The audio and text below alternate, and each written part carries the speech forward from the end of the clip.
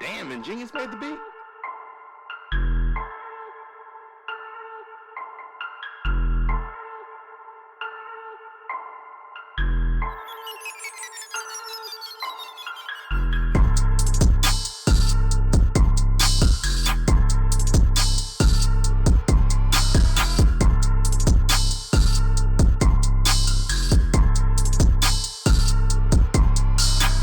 Yo, welcome to another episode of the Coach Life Podcast Radio. I am, of course, your host, the casual one, the Prince of Positivity, Coach Steve. Joined with me, as always, the Condor of Conspiracy, Coach Luna. How are we doing, brother?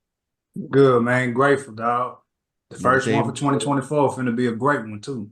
Happy New Year, brother. Happy New Happy Year. New Year's. Join with us, as always, Coach Wash, the CEO, founder of the Coach Life Podcast and brand about building your brand. Coach Wash, how we doing, bro? Man, blessed. Feeling great. And ready Another to day. take off. You know it, bro. Yes, you sir. know it.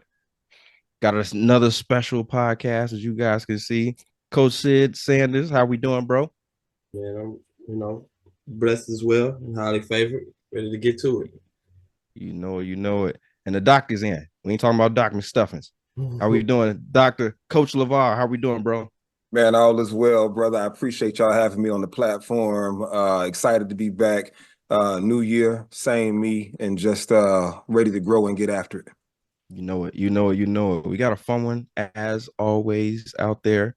Coach Luna, can you tell our fans out there today what our topic is for January, the month of January right now? What are we talking about? Well, for this podcast specifically, we're going to go ahead and put some stuff together as far as what we were dissecting the last time y'all heard us. As far as the whole new year, new me mindset, we're going to go ahead and give some solutions to some of the problems that we were able to identify throughout that whole mindset. Give the people that are listening some insight as far as to how to set some goals, what goals may seem appropriate, and January itself, wellness. Just prepared that every time you hear us for the next 4 or 5 weeks, just be prepared for some type of wellness, whether it's physical, mental, spiritual, whatever it is. We coming. No, we got some heat rocks for you. This is going to be a fun month, a very, very, very, very fun month. That being said, this podcast, like Coach Luna said, is based on goal setting. We obviously talked about in the beginning or the end of December, we started to talk about the new year, new me concept, right? Hitting the reset button, knowing when to hit the reset button, not waiting until January 1 to hit the reset button. This podcast, we're going to talk a little bit more about setting those goals. We made the decision to wait until January 1st. Then let's actually take action now. Right? So we're going to talk about whether you're in a workspace, in a sports field, or just navigating just general life, how to master the art of setting SMART goals. And I asked the group here, when was the first time you learned about SMART goals? I'll pop it off. To be honest, I heard about the acronym before, but where I finally got it was in the spring or the summer of 2022, before I got married. Our marriage counselor, shout out to Shad, he talked before he was going to be what's the name of the person that goes ahead and does the vows and all that. I can't. I'm always bad with the title. Ordained minister, Or the minister, or a No, judge. but it's got another name. I mean, everybody got somebody different to do it. I got somebody get married Yeah, it's by like their a homie. proper name, whatever it is. But he told us before we went ahead and before he would sign off on anything, before he would go through all that, he wanted to go ahead and talk to us about goals and all this other stuff. And he actually brought up in that specific area when it came to goal setting, whether it was couple goal setting or individual goal setting, he talked about the SMART acronym. And I had heard it before, but that was the first time it actually clicked. and it actually like, oh, okay. Because now, for example, I was able to, from that point, I was able to go ahead and look at certain areas of my life that I wanted to go ahead and improve on. And I could apply that acronym and then apply that just um, making it real as far as making things attainable to where I could actually get to it. You know what I'm saying? Not no outlandish goal. Like when we were all growing up, especially all of us that played football, NFL. Nobody gives a damn that I'm 5'7". I never cared that I was 5'8" on a good day. You know what I'm saying? Like at the end of the day, that's all I cared about was NFL. That was my goal. Um, but was it a smart goal? And when it comes down to that, the acronyms again, which I'm gonna leave that for Coach Wash to go ahead and reiterate the acronyms again. But when it comes down to it, little things like that, growing up, everybody has a goal that is just not smart just because it's outlandish. It's not something that's actually um, attainable in the process of reality. You know what I'm saying? I think a lot of the problems that we have when we set goals is we lose the aspect of reality as far as where I am and where I'm trying to get to. You know what I'm saying? Like I mentioned in the last podcast, it's okay to have goals that you want to lose weight or you want to grow closer to God or you want to go ahead, whatever the case may be. It's okay to have those things. But Rome wasn't conquered in a day. It's not going to happen overnight. You know what I'm saying? We talked about that compounding effect. You have to take those baby steps and you have to be okay with those baby steps. And I think the lack of patience and all that, and the lack of understanding that it's going to take a long time, especially to break habits. Scientifically, it's proven that it says it takes 30 to 60 days to break a bad habit. So if it takes that long, that's just breaking a bad habit so that you can take the leash off so that you can actually be good to learn how to set those goals. You know what I'm saying? So it's a process of self-cleansing, a self-cleaning thing of, unclogging yourself, like Sid posted yesterday of, it's okay to take a break. It's okay to focus on you. That's real. You know what I'm saying? It's hard to get out what a goal may be or what my goal should be if I don't have a clear understanding of who I am. Facts. So before we go any further, for those out there that don't know what a SMART goal is, we're not talking about an educated goal, right? Could be an educated goal, but Coach Wash, break down the acronym of SMART for everybody out there. All right. So your SMART goals, your S, you want to be specific about exactly what you want to do. Narrow it down, be as detailed as possible.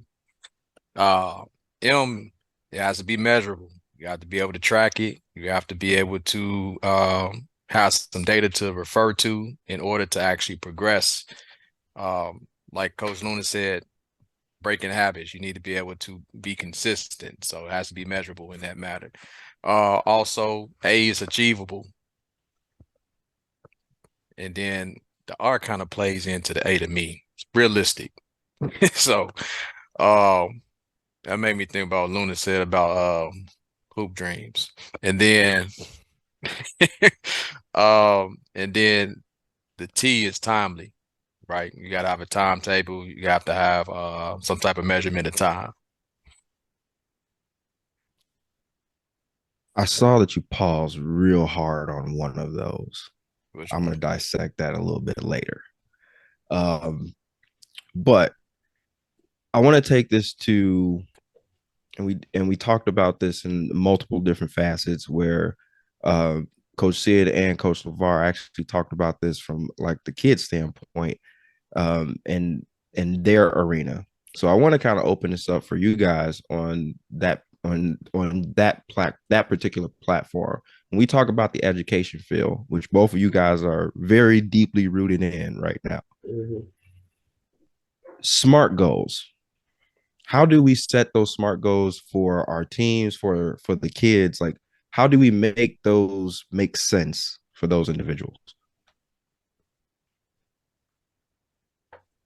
Want to jump in, Coach Sid? Yeah, I can go first. when it comes to just an average student, you know, not an athlete, you could make it as something as simple as coming to class on time. Coming to class on time, being organized with their writing down their notes, their homework, classwork assignments, and setting realistic goals when it comes to the grade that they want to receive after that. You know, it's a progression thing when it comes to that. So if you've been making 70s and barely getting by, barely passing classes, you can, you know, make a smart goal of coming to class early, having more one-on-ones with the teacher, better with your notes, more organization, um, more studying time. And then you'll see that had a realistic goal of seeing better grades and getting A's and B's. And it also could be applied to the student athlete as well. You know, say you're not getting the playing time he wants. Let's be realistic about where you at. You know, you might not be able to obtain that starting spot or more reps that this year. So let's be realistic about the goal of being a better teammate this year, being a better teammate, supporting your guys and stuff like that. I felt at that coming out of junior college. I was the star for 2 years, and then I went to a new school.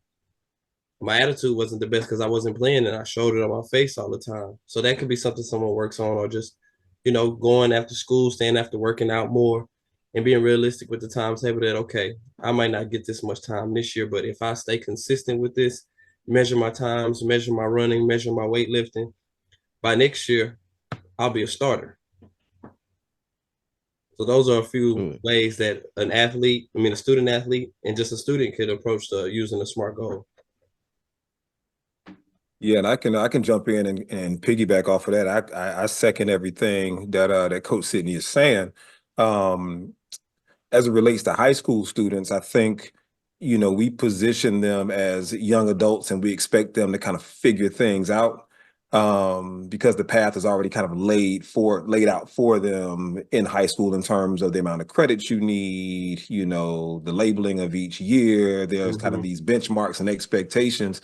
But I think being more intentional, right? So I didn't know what a SMART goal was in high school. So where does that education come from? I didn't find out really about SMART goals until I got into undergraduate and really began to think about applying them once I got out and started figuring life out.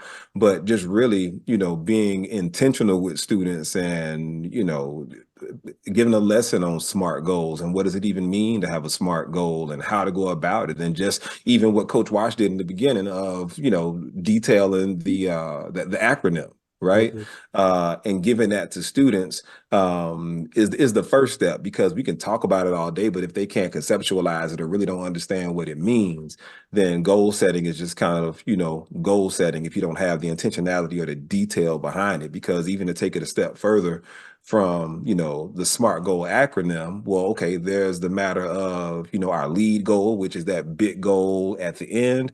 And then you have these lag goals. And I think Coach Luna, you mentioned kind of these small victories that come along the way to achieving that larger goal that are wrapped up in things being measurable, achievable, real, time sensitive, and all of that. So I think first and foremost, just intentionality with educating students about what SMART goals are.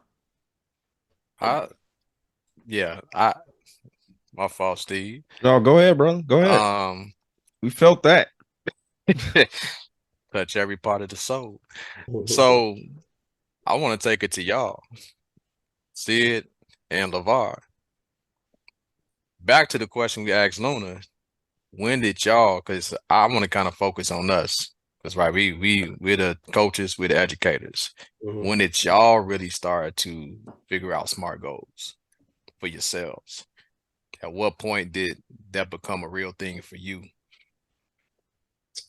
For me, I'm gonna be honest with you, I've never heard the term till today. But applying that term to my life, I would say a few years into fatherhood, and after working jobs and seeing friends with peers with careers and me not finishing my degree and stuff like that, I said, hey, you need to go and set this goal of getting back in school. Go chasing what you're really passionate about and stop just working. Don't get caught up in the time frame of they're telling you don't have 2 to 3 years left. let's knock out a semester. Let's knock out one class. Let's go work here, be a para, learn this part of the field of education system. The school I'm at now, I didn't expect to be given a head coaching job with a middle school team. I thought I was just going to come help out with the high school team. That goal was brought to me, and I reached a season of going 5-2 and one game of playing in the state championship. So that I would say a few years in the fatherhood, I just had to be more realistic and be more specific with my goals of me as the man I want to become and the man I want to influence, that my children see to be influenced by. See, so you was doing it without even knowing it. Nah. You were already accomplishing it because of exactly of like your intentionality. And Yeah, I think that's like, I really do think that's the root of all when it comes to goal setting is really your intent and your approach on it. You know what I'm saying? But like Dr. What is it? Amons? LeVar is fine, man. We're amongst family. Like LeVar said, you gotta have an understanding. You gotta have a foresight of what's going on. I had to go through those jobs and go through these things and then sit back and look and understand, hey, this is what's going on. This is the intent. And when I'm even knowing about SMART goals, I saw that and applied it. So if you don't know, how can you do better? You got to have a vision behind this. So you had to live through some things before you even got to the point where you can establish SMART goals. Mm-hmm. I had to put it in my head. I didn't run across too many intellectual smart guys like you. What about you, LeVar? When did it kind of click for you? Yeah, I think it's similar to Coach Sidney. We had talked about just kind of my journey the last time we were on, and that embarrassment of not being able to capitalize on some scholarship opportunities coming out of high school. Right. And without me even thinking about or knowing what a SMART goal was, at that moment, I had made a decision that I needed to, get some get back, if you will. Right. You know what I mean? In terms of just like letting myself down, letting my family down, the people around me who was asking me all these questions about where I'm going to school. You know, from that point on, my mindset shifted about taking care of business and doing what I needed to do in order to find success and not to have that feeling again. So to Coach Luna's point, I was already responding and showing up in ways that made it seem like I had a SMART goal in place. But it wasn't until, like I said, it was undergraduate, late in undergrad, maybe my junior year or something like that in college when, I heard about SMART goals and the actual acronym. And I got to thinking like, okay, well, I'm actually doing some of these things already. And then once I was able to, again, conceptualize and I had the understanding of what a SMART goal was, and then had the experience of what I had been going through, I was able to take my goal setting and planning to the next level. Because when you talk about things being specific, SMART, achievable, real, and time sensitive, now I can go in and dig into each one of those and really flesh out a plan and determine, okay, what's the long-term thing in this and what are my checkpoints along the way. So it really wasn't until, like I say, undergraduate and late in undergraduate is when I found out about SMART goals. And then the actual application of it probably came shortly after I graduated from college and kind of having to reinvent myself and figure life out because I wasn't an student athlete anymore. Right. So we took away the athlete part. Now it's time to Yeah. figure out who we are outside of that. So 100%. It's definitely a hard reset. So Yeah. we've been around the table. Now I'm gonna go to our head host, Steve. When did you figure out SMART goals, and when did it click for you? As you know, obviously we went to the same college. Yeah. Went to Benedictine University, and we had a lovely teacher, a lovely marketing teacher, the greatest, one of the best, Dr. Jones. Dr. Jones. Shout out Dr. Jones at Benedictine University. She was a terror, an absolute terror in heels. Little small lady. little small little black lady, and she didn't play no games. She didn't play no games. And the one thing that I remember most about my experience with her is that we talked about SMART goals, and as we were talking about them, in the midst of us having this conversation, um, she pulled me into her office and told me, I do not want to see another young black man fail because they can't realize their potential and they can't see what I see. That hit me like a ton of bricks. Not because, again, that somebody saw potential in me. It was because somebody that didn't know me at all. Like, this is somebody that just barely knew me. And we sat down and we started talking about future. Like, what do you want to do? What's your goals? What's the big goals in life? What do you really want to do? How can we get to that? And then we started applying these SMART goals and unintentionally started doing a lot of the stuff that you guys were doing. Now, when it applied to me, like where I actually started figuring it out, it wasn't until I got into the workforce. That's when I figured it out. When I started getting handed, in my opinion, impossible tasks, you're not going to be able to do this. This is kind of like they put you in the basement and just here's a project. Here's the basement. We don't expect to see you. Right. And then when I come out the basement and it's a whole thing, it was because I was able to apply the SMART goals. It was because I was able to break it down and make it specific. What am I trying to accomplish right now? What are the measurables that they want to see right now? Is this really attainable? What are the realistic goals that I can put together right now? And how quickly can I get this done? So once I was able to understand how to do it from a working sense, I was able to apply it to my actual life. Because you don't think about it from your personal life, right? When you get posed a problem, a lot of times it's usually at work or someone else's problem. But a lot of times applying it backwards, we don't do a lot of that. So that's when it started helping me, is when I was able to see it from a work perspective and then able to kind of rearrange it for me from a personal sense. Solid. I got a question. So obviously we've talked about, when it finally happened, but now I want to talk kind of like touch on the application of it. Like, what I mean by that is your method. What method has been most effective for you?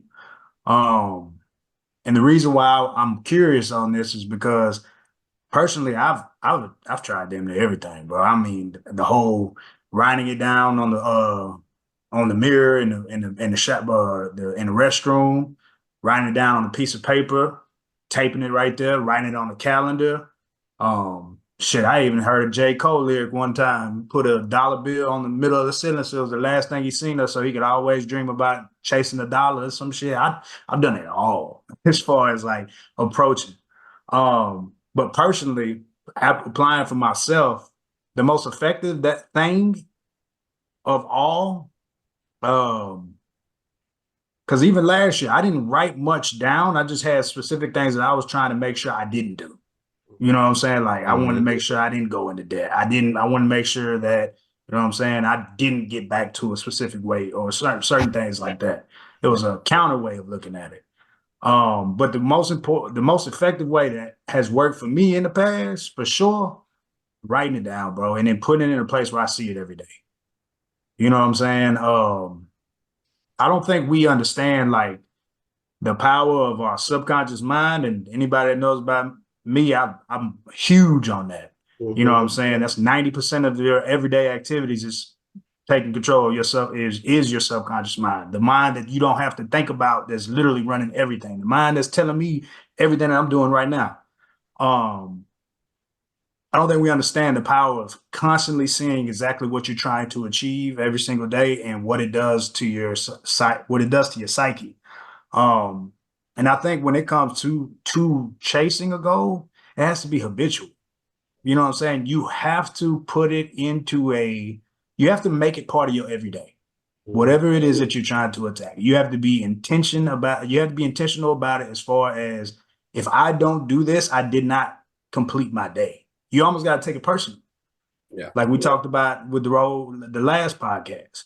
You have to take it personal if you don't do it, because that's how hard you want to go ahead and chase this goal. And if it doesn't piss you off that much, I don't know how much of it I don't know how bad you really want to get it. You don't You want know it what I'm at that saying? point. Yeah, if people say they want something, but if you're not doing anything or going out of your way for it, you don't really want it. Mm-hmm. You dream about it. You desire it maybe, but you don't want it, because when you want it, that's when grit kick in and you just start hustling your ass off to get there. Mm-hmm. That's real want. You know what I'm saying? To the point where your life is incomplete and you keep trying, even though you're failing at trying to get there, you keep trying. That is want. That then you've reached that point. Um, I'm interested. I'm not going to even chime in about my methods. I already talked about writing stuff down a couple pods ago. I'm a firm believer in that too. I got a little bit more I can say about what I think will help with what Luna said. Essentially, you're saying work it into your daily routine, and we can be more specific about that too. I want to hear Sid and LeVar's, because both of y'all have interesting stories. Y'all have had comeback stories. Y'all, had things that happened early on in your adulthood. And like you said, LeVar, the word you use, reinvent yourselves. Mm-hmm. So with you unknowingly using SMART goals, as y'all both unknowingly start to do, how did you start to and how did you start to apply? I'll go first. I would say out of the acronym, the R and the T would be the most specific for me to my application. And it was me being realistic about where I am in life. Football's gone, son. Um, you don't just want a job. You know what you're passionate about. Go get that. Go get your degree. You be realistic about the American society for you to be a coach and go to the places you're trying to go. You need to get that degree. You need to finish this. You got people depending on you. Be realistic with where I was at in life and not get caught up in, unobtainable dreams or fantasy goals at the point in time I was when I started applying this. And then wanted to piggyback off of that, the number one thing that goes ties into that would be timing and just being patient. Because I was a very impatient person. That's why I have patience tattooed right here on my arm. With that goal set, like y'all said earlier, enjoy the small victories. Enjoy the fact of just getting this job or being in the field. Like my mom even said this when I was starting. She said, just apply for all of these jobs. And, I'm a very specific person. I want this job. If I don't get it, mom, just take one of them, get in there, rub elbows with these people. And when in due time, things are panning out how it's supposed to pan out. So it was just me being realistic about where I'm at, the goal I want, and the person I am, and what I want to achieve, and just applying patience to that. Not laziness and dragging it out, just being realistic about the goals that I'm setting and when I can obtain them.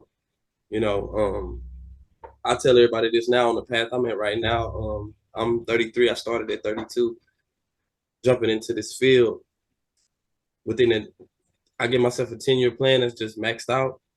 But within like 7 to 10 years, I want to be at somebody's D1 college, running a DC or DB coach.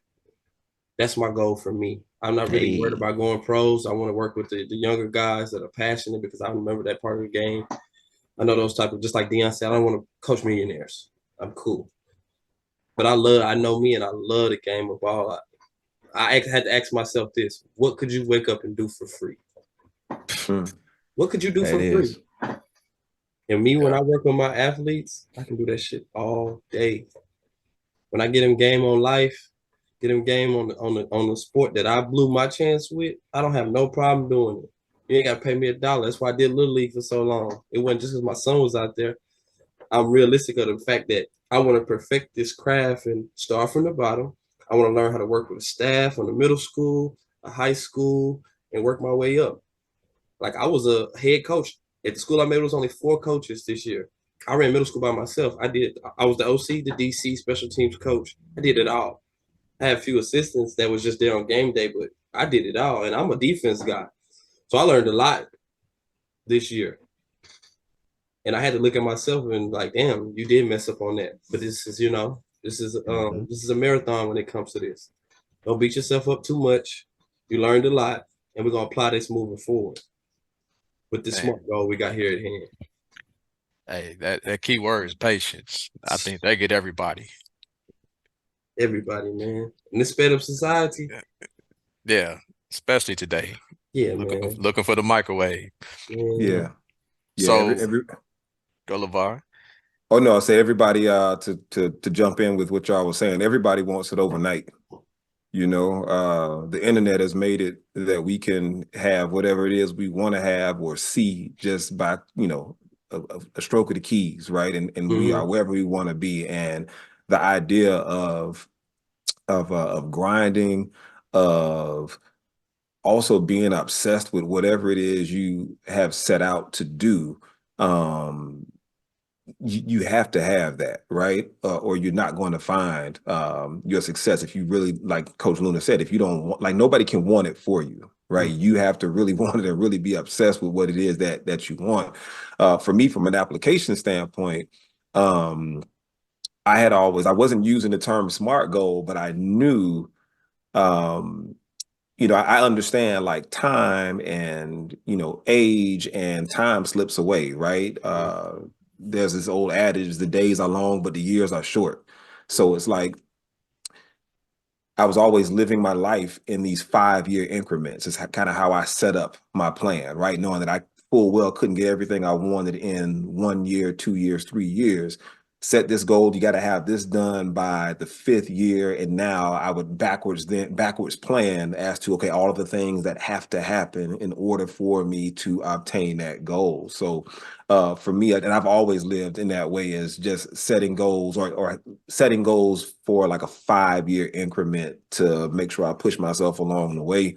And I'm going to learn some things along the way to achieving that goal, right? And just making sure that I have this goal in mind. It's 5 years down the road. I cannot allow anything to take me off of that track, take me off of that path. I don't have time to waste or to rest in a way that is going to take me off track. But knowing that I got this goal in 5 years, I've already detailed what I have to get done in order to achieve that goal, and just sticking to it, man. That's the biggest thing, and really becoming obsessed with getting making that goal, making it become a reality for me. So that was before I actually thought about it in a SMART goal way. Just again, setting a 5-year goal and then going after it. So y'all application, the commonality I'm hearing is grit. Once you set your mind to it and true want and desire, you all in, you obsess. LeVar, you naturally a project manager, dog. You just described project management. Me and Steve took a project management class. I put the software in front of you. You probably line up a whole project for some type of engineering project. That's you plan out 5, then you kind of reverse engineer from there on how you gonna set your benchmarks. Yep. That's exactly how that's done. So you naturally kind of have a SMART goal application process anyway.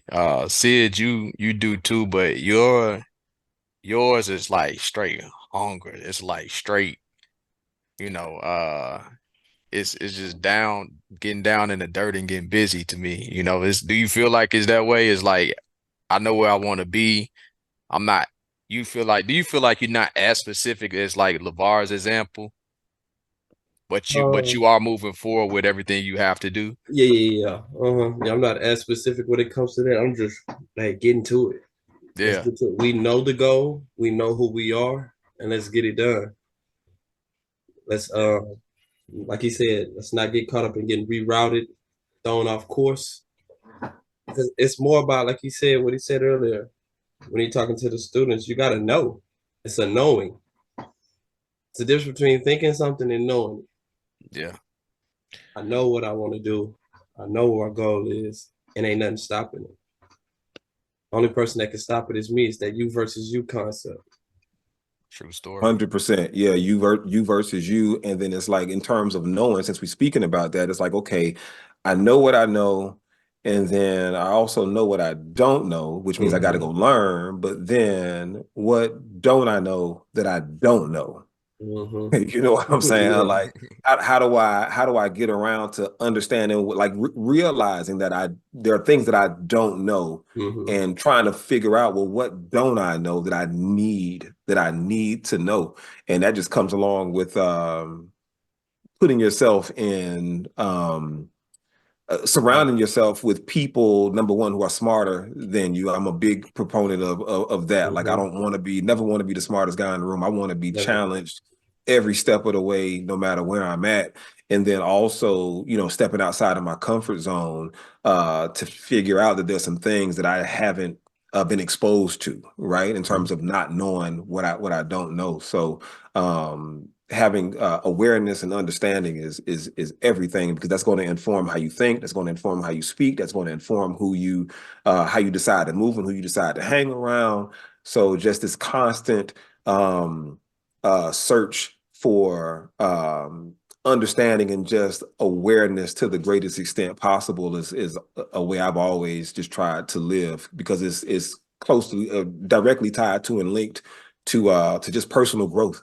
And if you can grow personally, you can grow professionally, you can grow spiritually, physically, all of those things. Go ahead, Steve. I know you got a I, thought. I got one, and I'm losing the name of I'm losing his name, and I wanted to quote him. Do you guys remember or know the preacher E the preacher on YouTube? Talk about Eric Thomas, Eric E.T. Thomas. Oh, ET. That's ET, my boy, man. Yes, ET, yeah. sir.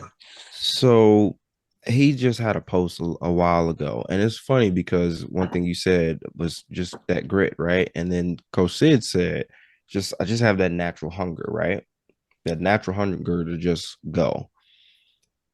ET posted something where he was like, what happens when a lion sees a gazelle that's injured?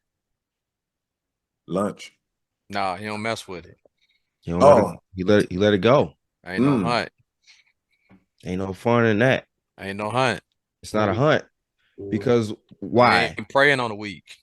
We're not praying a mm, week, right? The goal is to do something where the experience is where we're learning. There's no experience in killing a gazelle that's already hurt. The experience now is in the journey of going into the hunt and going to go find the gazelle and going to go and do the entire process, right? It's a process that needs to be followed, right? Something that you have to trust. I was thinking about this as you guys were talking, and I'm like, if you were laying in the bed right now and it's uncomfortable, and there's you heard the story of the princess that was laying in the bed, and there was a pea underneath the bed, and she couldn't get comfortable because no matter how many mattresses they stacked up, she couldn't get comfortable, right? She kept moving until she found a spot that made her feel well. This is almost how I look at SMART goals. Like, your goal has to be to the point where, like, you have to do something to make it uncomfortable. Thing you said, Coach Luna, was I gotta write it down for me to like make it stick, right? But we're not a writer. And sometimes it's hard to stay consistent with writing it down. Make that shit uncomfortable. I guarantee you it'll stay consistent when you make it uncomfortable. One of the things that I did was I kept 2 notebooks in my pocket. I hate those little notebooks. I hate writing stuff down, but I forced myself to do it because my father is a big proponent of write everything down. So he can go back and be like, no, man, on January 10th at 8:37, you said how? Write it all down. Make it uncomfortable. And I think that's something that a lot of people fail to do, because that portion of it, like Coach Wash would say, requires work. That's facts. The reason why I kind of like started doing it is it was funny when I was with GA. That's when I first got the idea. I was GA for Coach John Thompson, and he was one of those guys. Like every morning he would be praying, and then the first thing he would do, he would write everything down, his notes in his journal, and then from that day, anytime like we had any staff meetings, defensive meetings, any idea that he had, he would always come back to. So that way, like he had a central location of his thoughts, central location of his day, central location of everything that's going on that year. And I've been terrible with trying to apply that in my life until recently. Like like I showed you guys, like I'm actually keeping a calendar right next to me every time I come home, and I'm putting a check on X next to everything I said I was going to do that day. So like for me personally, I said I wanted to grow in the 3 areas, my personal trinity. So what am I doing to apply that every day? And this is just a one of my many goals this year. But this, to me, all this encompasses the one goal, is just self-improvement. So reading the Bible, or getting my spirit, some type of my spiritual wisdom every single day. Reading a book. Right now I'm reading The Assassination of Fred Hampton, 30 pages each day. You know what I'm saying? And the next book I might read might be David Goggins, might be financial, whatever it is. The other one, I said my mental, my spiritual, I'm making sure I exercise every day. I'm lifting minimum 4 times out the week, but now I want to try to go ahead and make sure that I'm working out every day. You know what I'm saying? We're going to talk about fitness soon. Don't worry. And then, you know what I'm saying? Like I'm working on those 3 things every single day. And if I get every single one of those things checked off, boom. You know what I'm saying? That was a complete day for me in that area. Because I feel like if I attack those things, bro, it all helps to that big umbrella goal that we all talk about. Because I'm not going to lose sight of the vision of what I personally want for my life, my wellness with my wife. Like, I'm not, my family, my friends, like I'm not going to lose sight of that. Because I know if I'm taking care of my business every single day, as long as I'm on top of my game, I can give game. You know what I'm saying? The same thing that we always talk about is like, if I'm good, we're going to be better. Right. You know what I'm saying? Yeah. Doing my 111s. I'm a huge believer in that. Do your job how it's supposed to be done every single day. True story.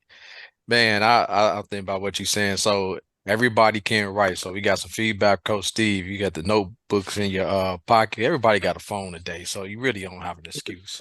You type into somebody at all points in times. A lot of people. You can at least type to yourself. So I would say utilize notebook and the phone. That's why I said that's why one of the you- reason why I said, Coach Wash, is make it uncomfortable because you have a phone in your pocket. I would do you one better. Set the alarms on your phone for everything in your day. If you have a problem with routine, set an alarm. Like one thing I learned, I got away from, and be honest, I haven't done it in a while, but I'm a little bit more disciplined than when I had to implement it. But literally had an alarm, and I had to stop whatever I was doing. No matter how much I was in a groove with what I was doing, I had to stick to the schedule. It's like, you're gonna give this 1 hour to this, and all right, what it say? All right, it's time to work on this. No more. No matter how you feel about it, that's got an hour. Period. So that's something that kind of naturally, helped. It's funny you say that, bro, because anybody that knows about Fred Hampton, and it's part of the book, they said that and this is like more of like the part about him, they said that he would get up 2 hours, like he'd probably get up like 4 in the morning. And that's when he would do all his study. That's when he would do his reading all the way till about 6. And then at 6, he would do everything that he was doing in the community with the breakfast for the community and all that other stuff and all the advocating that he was doing throughout the whole neighborhood, throughout the city, nationally, everything. He found time in his routine. He divvied out his day, what you say. Yep. And that is huge, bro. Like everybody, it sounds cliche as hell. Everybody got the same 24. It is, but that's real. If your ass want to sleep 10 of that 24, well, now you only got 14. You only need 6 to 8. Ain't that That's right, it. Coach Wise? That's it. That's all you need is 6 to 8. The rest of that, whether it's 18 or 16, it's up to you. If you work a Yeah. job, that's 8 of them right there. So that last 8, what we doing? What are we doing? That reminds me of a of an exercise I would do with my students when I was a counselor, and I got this from one of my professors in my graduate school program. And we walk into class the first day, and he has a box. And then in this box, he's kind of letting us know that we're getting ready to go through this exercise, and he has something in this box for us. And he goes to each one of us, and there is a novelty light bulb, right? And on the inside of the light bulb, it has a strip of paper that says 168 on there. So he passes these light bulbs out with this strip of paper that says 168. And, we're looking at it, and he says, okay, so you're in this program. This is at the very start of my doctoral program. You're in this program, and I want you to be mindful of 2 things. Number one, you have 168 hours in 1 week, right? And you're going to have to really be intentional with that time and manage that time to the best of your ability, because you're in this program and you have lives and you have families and all of that, right? And then secondly, the light bulb represents your energy, right? So the energy is finite. The time is finite. You're going to run out of both, right? Every day or by the end of the week. So make sure you understand that you have a limited amount of energy, a limited amount of time, and you better very well be planning out how you're going to maximize that time and maximize the use of your energy. So I would do this exercise with students where they would come into my office who, they may be just struggling students with just trying to figure out how to do things a little bit better, and struggling with turning in homework and kind of these executive functioning skills, right? And I had this whiteboard in my office, and I said, okay, so you have 168 hours in a week, right? And they'll give me all kinds of excuses as to why they can't do X, Y, Z, and then we'll write 168 on the board, and then we'll go through and we'll subtract, sleep, we'll subtract time practice, we'll subtract time with family, we'll subtract time with friends, and all of these things, and they'll realize like they got all of this time left over. It's like, well, what are you doing with the rest of this time? So that goes back to that awareness piece. And what you had mentioned, Coach Luna, about everybody gets the same 24 just reminded me of that piece. So yeah, limited time, limited energy. What you gonna do with it? That's right. That Hey, right there. yeah. That right there forces people to be accountable. Yeah. Thing. I'm gonna put that in the notes. Appreciate that. Yes, sir. That forces someone to be accountable when they come with, like you said, the excuses. Yep. Numbers don't lie. You knock out what you're doing. What you Yeah. doing time. Now they gotta look at themselves and be like, yeah, I do be bullshitting. What am I doing, right? How much time am I spending on the phone? How much time do I sleep for? I really don't care that much. I'm not applying myself as best as I can.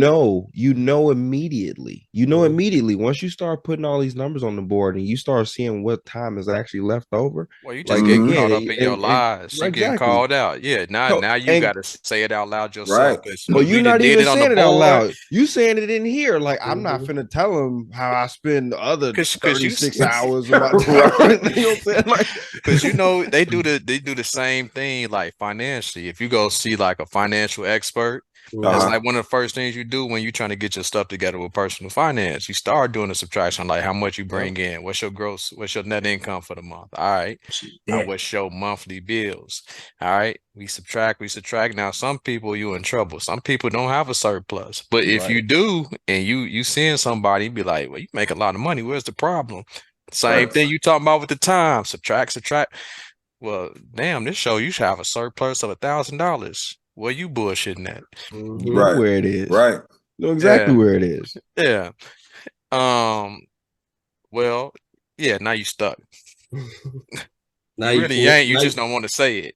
Right. Now it's time to make a decision. Man, I withdraw 500 every time I go to strip club twice a month. You know what? You didn't want to tell that story. There it is. There you go. Feel sorry for him. You know, All an right. interesting thing I read, and it kind of ties into what y'all saying, but it goes into the financial piece a little bit. Don't It be was just dropping gems, bro. Don't be dropping nah. gems, bro. This I ain't the gotta month. drop some gems, but it's just hints, bro. Just look. But the way the book described it, the way he described it, he said, "Do you believe you are worth 10% of what you were paid? Do you believe you are worth just 10% of every check that you get paid of your gross income? Do you believe you're worth just 10%?" And he Man. said, he's went through countless amount of accounts with people, debts, all types of shit. He said, there's not been a single time where I didn't see like a person that couldn't invest 10% or save 10% in themselves. And again, that compound effect. And you know what I'm saying? We'll get into the details of what to invest in and all that other stuff in another pod, but it was just a interesting concept of at self. How much of yourself is important to you? How much do you actually care about yourself? How much are you invested in your health, your financial, your whatever it is? How much of that are you actually investing in yourself? Because, like Sid said, like just with the example that you were talking about, LeVar, you put all that on the board and you see how much is left. Like, damn. And then you go ahead. Don't forget that this thing goes ahead and tells you how much time you spent Oh yeah. on social media throughout the whole week. Yep. You know what I'm saying? That thing say 14 hours. Well, there go 14 hours of social media right there out of that Sid told 168. us first time we talked to Sid, he said you ain't effing with 4K.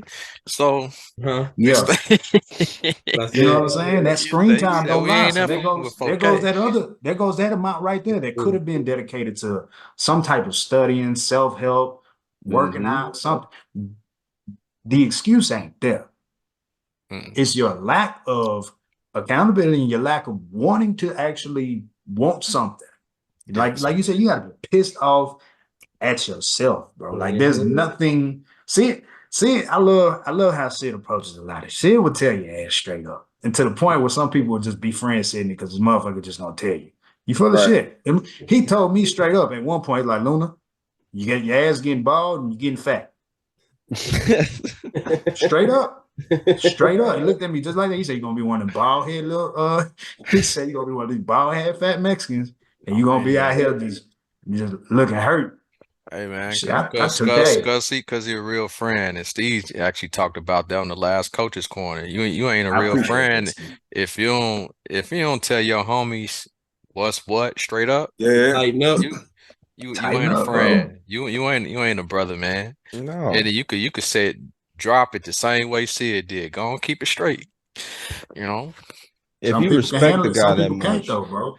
you true know. enough. But if you respect that person enough to give you game or put That's you what it on, is. you you'll take that. It doesn't matter how they bring it to you, you'll take that because Well, first off, the way that you bring it to them will be respectful enough for them to be able to receive it. So that's the respect factor that has to be there as well. But we have gone into a number of different pieces, and I'm itching right now because I'm looking at these questions that we had our lovely fans send us. So shout out to the fans that dropped a couple questions over Appreciate it. to us. Appreciate you. I want to go through a couple of these and I want to kind of gear them toward certain individuals. And again, by the way, I haven't got a chance to read any of these, so this is gonna be a surprise for all of us. it's Okay. fun time. Let's That's go. gonna be it's gonna be fun for Let's sure. go. Again, I don't know what everybody wrote. So first person that wrote, they said, "Hey there, I love the idea of SMART goals, but I often find myself overwhelmed with the idea. Are there any tips in breaking down larger goals into smaller, more manageable tasks, especially when it comes to a busy workplace?" Now, I know we probably can all talk about this from a bunch of different angles. I'm gonna throw this over to Coach LeVar first, Mhm. especially in a busy workplace, having SMART goals for somebody that gets overwhelmed with all the details in the gist of everything. how would you help somebody break down those larger goals into smaller goals in a more congested office? Yeah, I think and that's a great question. And I appreciate the question. Um, I think in a fast-paced work environment, right? While you are trying to get things done, and again, you only have 168 hours in a week, 24 hours in a day. Like you have to realize that you are going to be out of balance at some point, and you have to be okay with that. I would love to live a completely balanced life where everything is just measured out and planned out to the exact T that I could follow, but that's just not the reality for me, right? Given that my job is dynamic and it's not, I'm not just at a, just doing one kind of rote thing over and over and over and over again, right? So number one, you have to be okay with understanding you're going to be out of balance at some point in time. So they always say, you want to make God laugh, show God your plans. Right. So we can set these goals, but life is happening. Life is dynamic. So that's the first thing, because even when you lay this plan out, you got this long-term goal. This, let's say it's a 5-year plan of a goal. You've now highlighted everything that you have to do to achieve that goal. Life is still going to happen, right?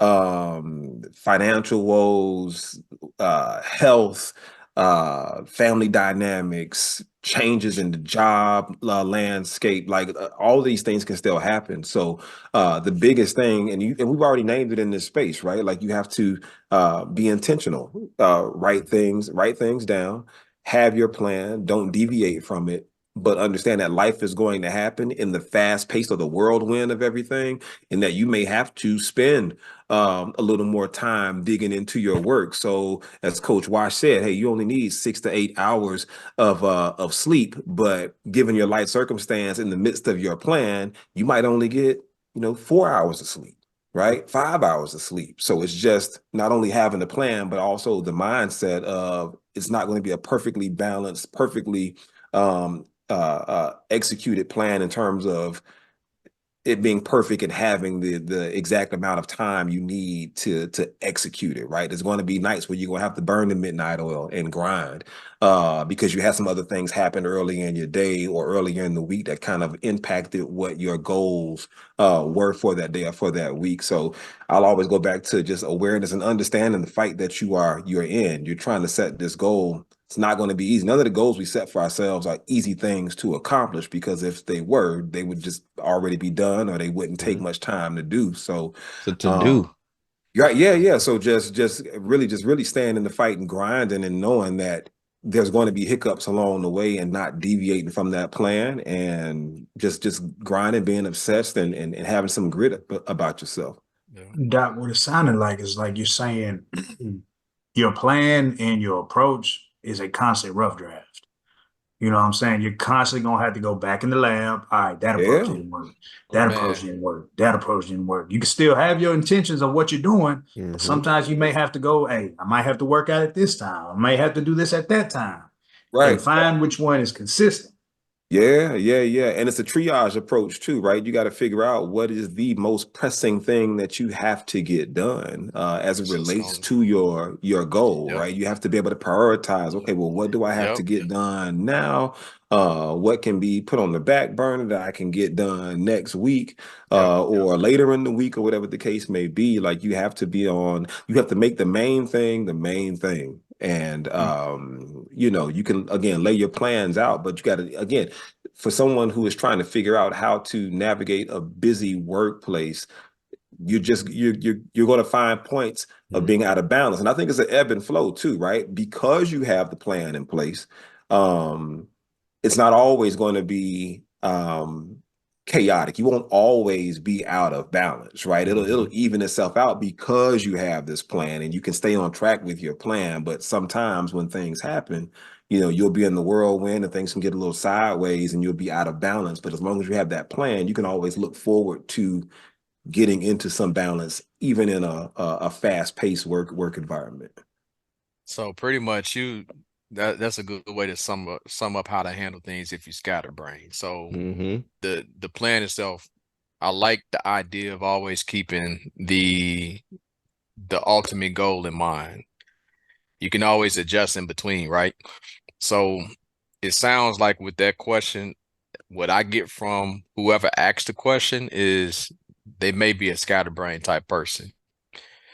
Just the fact that they're thrown off by the busyness around them. Now, me, I'm opposite. Like the busyness, I'm able to like go in my own little bubble in my mind and organize things. I actually like what you spoke about earlier, talking about being uncomfortable, putting yourself in uncomfortable situations. I've Yeah. probably been most organized in the most uncomfortable situations. Yep. I was most organized in my busiest role when I was a clinical coordinator. And I had so many things being thrown at me or that may potentially pop up at any point in time. But we had a base plan, like you said, LeVar, and I had everything organized to the point where I knew how to flow when there was a deadline that was missed, or if somebody didn't turn something in on time, whatever the case may have been, I was ready to solve the problem. But there was a good enough structure to where you'll start seeing the same things over and over again, and you can easily address it the next time around. Right. Hey, it's back to Nintendo. We don't have memory cards. We get to level 10 much faster now because we seen it before. Right. You know what? Something else that kind of popped in my head as we were talking about this, and I thank you, Coach LeVar, for actually reminding me about this. Something I started doing recently that I learned like way back when I was in college. I was working with you, Coach Wash. We was at Menards. And remember we worked in the back in the shipping and receiving department. I know you worked in the building materials department. Yeah. And one of the things, and they wouldn't let anybody drive the forklift. Only certain people could drive the forklift. So if you worked in shipping and receiving, you could drive the forklift. You worked in building materials, you drive the forklift. There's one particular person just never got off the forklift. I thought it was like glued to his ass, but I digress. He know who he is. But I digress. One of the things that we did every single day when we got on the shift is that the shift manager will walk the entire yard and write down every single thing that needed to be done that day. Then he'd come back to his desk and he'd sit down and he'd put an A, B, or a C next to every single thing that needed to be done. Then he would rewrite it alphabetically. These are the 5 A's that we got to get done. These are the 3 B's that we got to get done. These are the 4 C's that we got to get done. That was the list for the day to get everything done. Now, of course, we work at a hardware store. Stuff is happening all day long. You have shipments coming in. You got people breaking stuff. You got people wanting stuff that's stopping you from doing your priorities, right? Just like you said, Coach LeVar, you're going to have situations where life is just going to keep coming at you. But you still have a list of priorities that you need to get through. And if you hadn't broken those down for yourself to know this is the most important thing that I want to get done or I need to get done, this is going to give me the most value right now, you probably are going to be spinning in circles. You probably are going to be feeling like this person that asked the question where I don't have any organization right now. Yeah. So we haven't prioritized or properly prioritized everything that we should. I got one more tip for that person. Learned this at another job. It was a term called eat the frog. I don't know if anybody else heard it. That means tackle the hardest task at the beginning of the day. Hardest task and down to the easiest, because you know what you can fly through. Get it out of the way early. Don't keep, dreading it and putting it off, because it's never gonna happen. It's probably gonna take the most time, and you're gonna be out of time by the time you get there. Eat the frog. And then eat the vegetables first. And so you can kind of prioritize from that, doing things that way where you go difficulty level too. That's another tip I would have. Yeah. And I also like, and you tied it back in, Coach Wash, you're talking about eat the frog and the time of the day, right? So it's like that's the toughest task that you'll have for the day.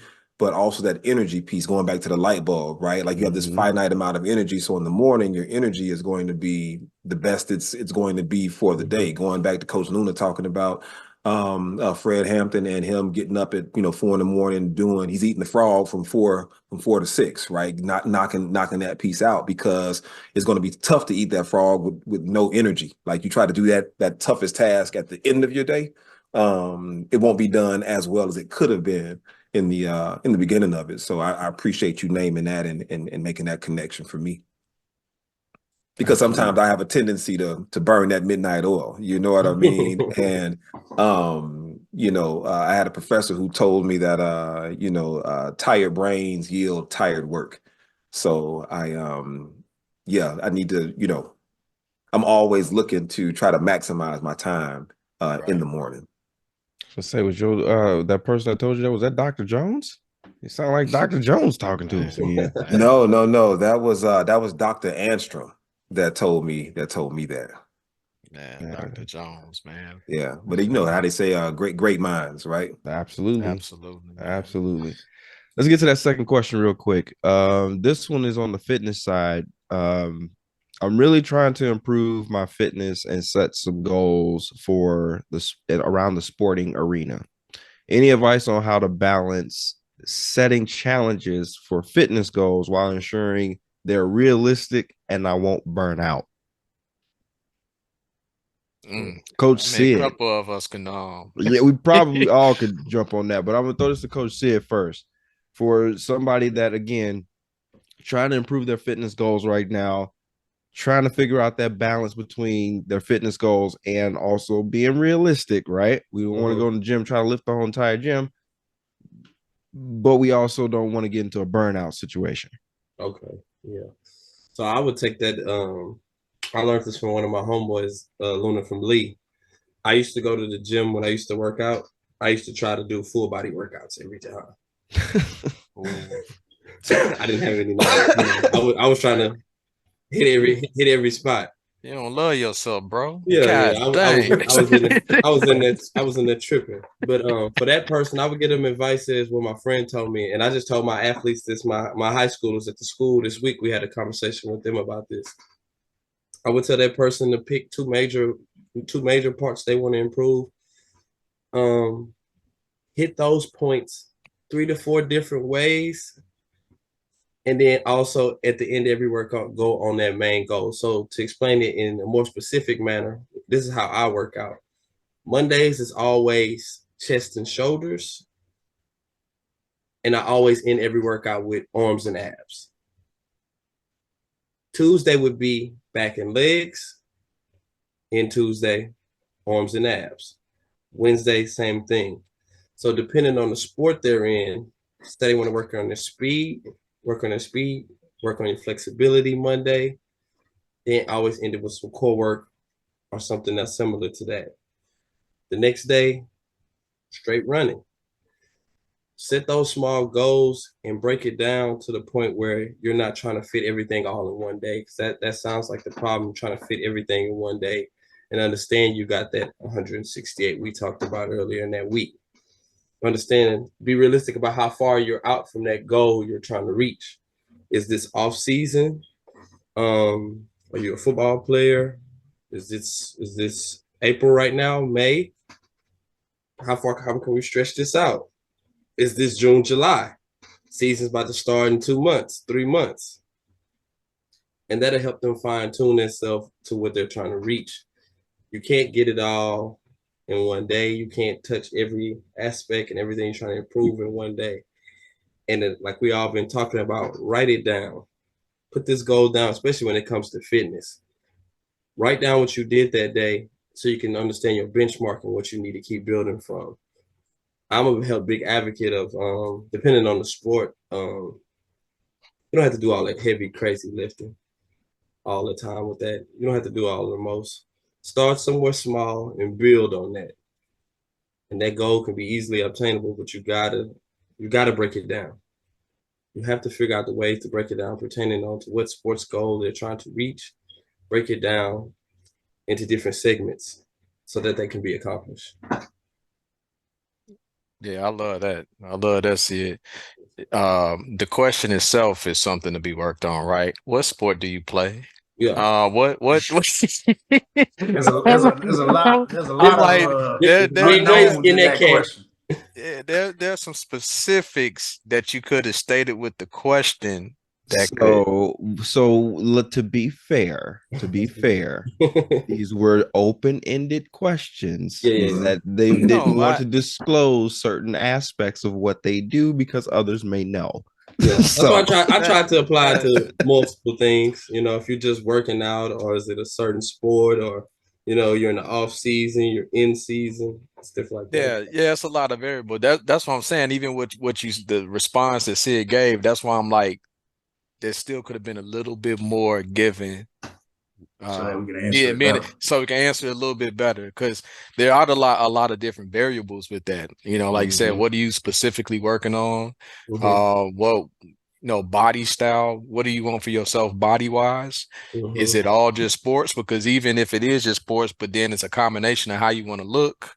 Mm-hmm. Do you want to bulk? Do you want to look shredded? Are you trying to Exactly, move? exactly. So, do you want a combination? Do you want to Right. be a big fast person? Like that's possible too, Mhm. But yeah, I mean, consistency and having like a structured plan, like Sia said, is the most important thing. But then the only thing I would add to what Sia said, if you can't afford a personal trainer or Mm-hmm. expert, send a message. We'll holler at you Mm-hmm. I can point for you. the free. Yeah, for the free. And I can point you in the right direction. Like Yeah. me, this is like I tell some of my athletes. This is the main reason why I still have Instagram, because of all of the knowledge. I have folders on my Instagram account for food, health, workouts, training. All of them are filled with hundreds of videos that I always go to for myself and for Mhm. people that I encounter. We're in the age of information, and how you take on that information and seek it out and use it can be very, very useful to yourself. It can be very useful. You really might not even need no one if you get to a certain level. true enough. True enough. Yeah, I'm hearing a few things from you all, like just the kind of the mainstays, right? Consistency, Mm-hmm. and intentionality. For me, I plan out my workouts in 8 week stretches, right? So I will go ahead and plan out my approach for 8 weeks. That'll give me that's 56 days, right? So Mhm. those first 2 weeks is just about, for someone who's trying to find their way to kind of better their health, those first 2 weeks. And then you mentioned this too, Coach Steve, about just you don't want to go in and trying to lift the whole gym or just going ham, right? Immediately, because it's just not sustainable, especially if you're not in good shape. So those first 2 weeks are just really about showing up every day, not going in trying to kill yourself or trying to impress anybody else. You are just there to sweat, right? Get to a point to where you can create some soreness for yourself, but not so much soreness to where you're like, man, the hell with this. I'm not coming back the next day, Right. right? So Right. so your first 2 weeks, you are just focused on getting there and doing something, whether you walking on a treadmill or whatever it is, you just getting in there and doing it. And then the next after the first 2 weeks, you have those next 3 weeks where now you've developed some consistency. You're in a rhythm. You're feeling good now because you've been Mhm. moving. Now you can up your intensity a little bit, right? So in the next 3 weeks, level up that intensity by week, and then that last leg of it, that last third of it, or that last quarter of it. That's not even a quarter, but the last 3 weeks, you would go Mhm. in and be at your most intense, right, of workouts, and then now you can kind of recycle again after those 8 weeks, because you know how it is. Your body gets the muscle memory, and you get used to the workouts. Now you can flip it and switch it and do something else for your next 8 weeks. So 2 weeks, 3 weeks, 3 weeks, Uh, build the intensity, build the consistency, and you Hey know. man, hey LeVar, you project manager, dog. This dude Yeah, got timetables for everything. Like Everything. off the top, he had yeah, 8 weeks lined up. Hey, yeah, I got five. I got five. yeah, You yeah, got yeah, these He on it, man. timetables, man. project I love manager, it, man. I and love they it. already broke down already. Yeah. Hey, Yeah, first I 2 even I weeks. even get crazy with like I got the even for the 8 week workout fire up. Like I have the spreadsheets, all of that. So I got to go in and document Oh what I did yeah, to hold yeah, myself accountable. And I'm 45 years old, right? I'm on the back nine. My body doesn't respond to injury like it used to. So I have to be very mindful with how I work out and what I do to work out. I'm a big advocate of the kettlebell. Love the kettlebell and dumbbell and bench and just some intestinal fortitude and just getting that's, after it. So I'm that's more right. so on the lower weight, higher rep, Mm. full body deal, but not to the point to where I'm crushing myself. Right. And Tone then up with that muscle endurance. Tone up well, with that I just muscle want endurance. hey, look, I just want to look good in the shirt. Be That's able to right. save my own life and my family's life, Yeah, There it is. longevity, and sometimes and I don't want to choose violence, but you might be in a situation where somebody might need their ass kicked. So you you want to be you physically know. able to defend yourself as Yeah. well, right? Yeah, So it's talk like talk to him. those Yeah. yeah, those are the reasons why I work out. Stronger, Hey, longer, so health, this reminder, protection.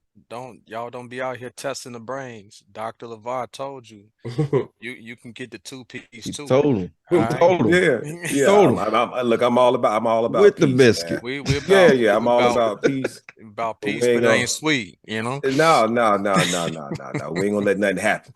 I No, got you.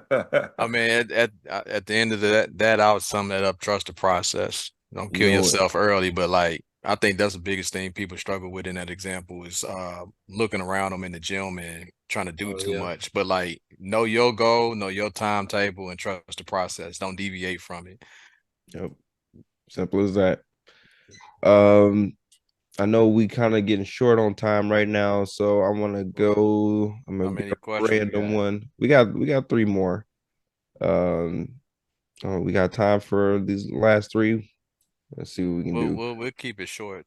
Yeah. I am curious about the workplace aspect. How do you maintain a collaborative team when everyone has different goals? Is there a way to align individual goals with a team objective without losing the personal touch? Yeah. You're not a team to begin with, because that's already the wrong order. So Wrong. it's a team. That should be a team goal that you focus on first, and then your individual goals will fall within that team goal. And that comes back down to the leadership. Because as far as working on your individual goals, that should come from management anyway. Those are one-on-ones that you have that you can work on. And then your manager has to be creative in a way that they're assigning you tasks within your workflow that is helping you develop yourself to achieve those goals.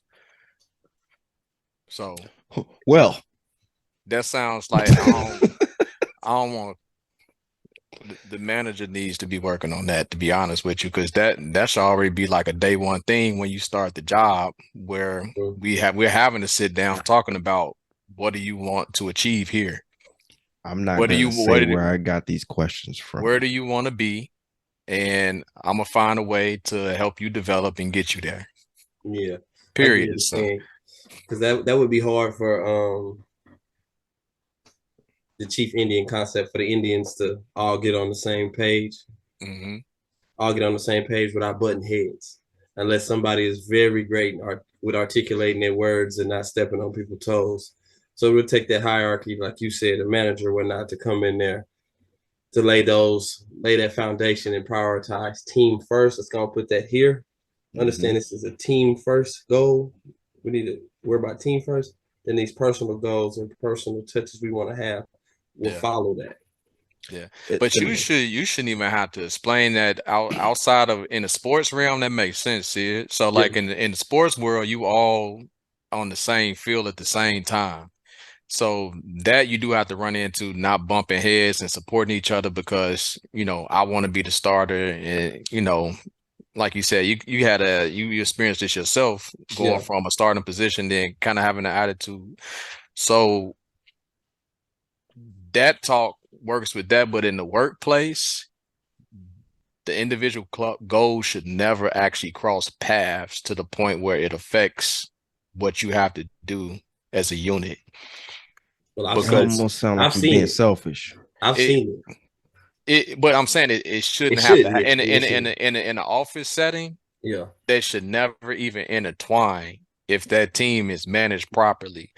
I shouldn't you should be able to develop everybody on your team as a manager without them necessarily knowing each other's goals unless they chose to share them with each other. Mm-hmm. And nobody should ever feel like this person got a leg up on me, right? Mhm. Because you may not even have the same goals. Everybody don't necessarily want to be in management. Yeah. Some people, I didn't experience people being honest and being like, I don't even want to stay in this department. Yeah. Facts. All right, I'm a cross. We're gonna do some cross training, get you in positions to where you can touch, feel, and collaborate with the department you want to be in while still completing the work that you need to complete now. So I'm gonna put you in a position to where this work actually ties into that a little bit more and prepare you for that transition. But like, and even if you do have people that want to go into management, like it's gonna open up. It's just a matter of you in different places and we're gonna work on it. But if as a manager, if you making that person feel like I support you and I'm developing you for this, you won't worry about the person next to you that's actually achieving that trying to work towards that goal too. Especially if you're showing, that you're showing progress. Yeah. That's my experience. That's what I've seen as far as being on a team with like very good managers and also managing a group of people myself. And I had to learn that myself from a mentor on how to properly manage a team and help develop them. Mhm. Yeah, yeah. To kind of piggyback off of that, like I think emotional intelligence, you have to be in tune with that as a leader in terms of and I'm sorry, Coach Steve, could you say the question again, please? Yes, it was. I'm curious about the workplace aspect. How do you maintain the team collaboration when everyone has different goals? Is there a way to align individual goals with team objectives without losing the personal touch?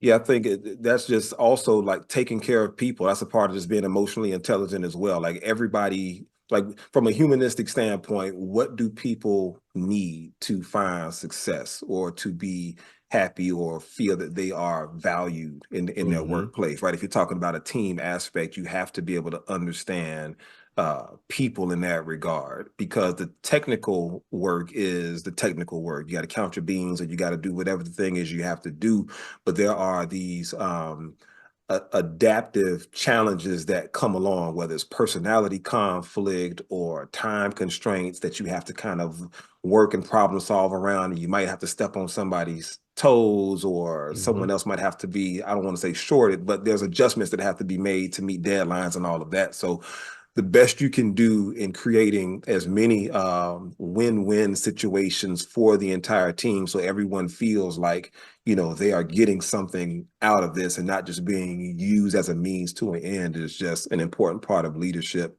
because leadership is hard. It's a difficult thing to manage personalities, manage our workloads. Yeah. And then there's also like a leader's job is to create more leaders, right? So I have this term that I use called managing up. So you may not be in you might be on a team and not be in a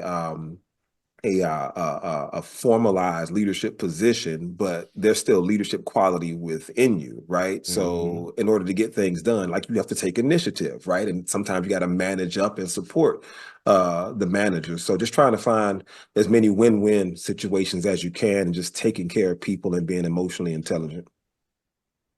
Love that answer. There we Again, go. going back to emotional intelligence, which is something that is sorely missed, not just in the workplace, everywhere. In society. Yeah, absolutely. Absolutely.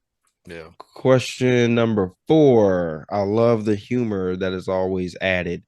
But seriously, what do you do when you're faced with setbacks within your goals? How can you turn them into opportunities of growth instead of getting discouraged? Wake up, Coach Luna, Luna, Luna, Luna. Every loss is a lesson. Every loss is a lesson. Don't get so caught up in like the the construction zone sign right here. Don't Mm. get so caught up on that part. No goal has ever just come straightforward. Like you don't. Nothing has ever just started and automatically you got it. There's gonna always be, like I said, kind of with LeVar's topic earlier. It's that constant rough draft. You know what I'm saying? You have to be comfortable with the idea of I'm taking this approach. It may not work, but the intentionality of exactly what I'm trying to get to. How can I fit it in? How can I go ahead and make this thing feasible? You know what I'm saying?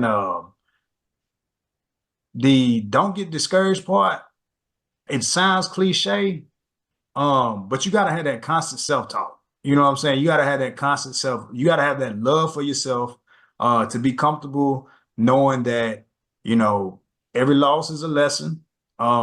And you know, actually one of my homeboys put me on this. He said he's seen a therapist and she basically told him that. She was like, you'd be more comfortable understanding and basically take loss or take losing out of your vocabulary because there's so many more lessons in that setback or whatever it may be, with that obstacle, because now you're granted the ability to to take a different approach to learn something. To now you add another thing to your toolbox. You add another thing to your toolbox.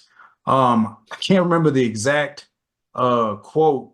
Oh, it was Bruce Lee. Bruce Lee said something about the counterpunch. It was something along the counterpunch, like he would rather not he'd rather not beat up nobody or anything like that. He'd rather go ahead and go up against the person that could hit him so that he could go ahead and learn exactly what it is that you did to approach me. So that way I know from this point on how to counter that too. So the way I've had to flip my brain through the years and I've gotten more comfortable with this concept. I I I like when curveballs happen. Um, you know what I'm saying? Everybody in baseball, and I've never been good at baseball, but I'm almost certain everybody that's ever played baseball that was a good hitter will always tell you, send it right down the middle of the plate, give me a straight fastball. So I can send that thing, right? Send the home run. That's the easiest pitch to throw, the easiest pitch to hit. Nobody ever says, give me the slider, give me the curveball, give me this, give me that. And when you think about it, the best damn hitters in the game are the ones that can find ways to hit those and find ways how to swing the bat in different areas and all those things because they've learned how to, whichever way, how you gonna ever try to throw something at me, I already know how to do my job. You know what I'm saying? So I've learned to trick my brain into liking when a challenge or a lump in the road happens because you know what I'm saying, now I have to apply all the shit that I'm talking about on here, on the shit that I'm hearing and the shit that I'm, putting out there. I have to apply that shit. And I have to go ahead and check myself to be like, am I talking it or am I living it? You know what I'm Facts. saying? And if is what I'm hearing what I need to hear, or do I need to keep learning and keep getting more? Because if I'm stumped, that means I've ran out of answers. Yeah. That means I've ran out of ideas. That means I need to keep going. I would say for getting caught up in the setbacks, I would say the number one thing mentally you need to work on is lose that false perception of life is perfect. Mm. You have to lose that, and being a dad taught me that more than anything.